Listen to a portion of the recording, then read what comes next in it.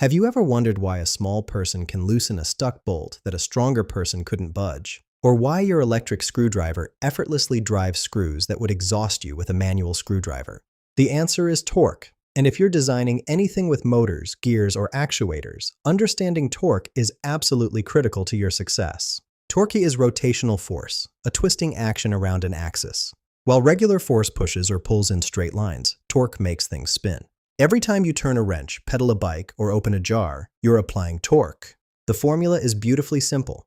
Torque equals force times distance. Double your wrench length, double your torque. It's pure mechanical advantage. Here's where it gets interesting for engineers. Inside every electric linear actuator, motors generate torque, gears multiply it, and lead screws convert it into linear pushing force. Miss your torque calculations, and you'll either oversize your motor, wasting money and energy, or undersize it, causing system failure.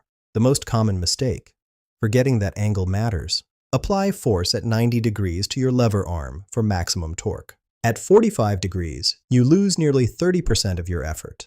This principle applies whether you're designing robotic arms or calculating motor requirements. Understanding the relationship between torque, power, and RPM lets you properly size motors, select appropriate gear ratios, and predict system performance. Get it wrong, and you'll face stalled motors, stripped gears, or insufficient force output.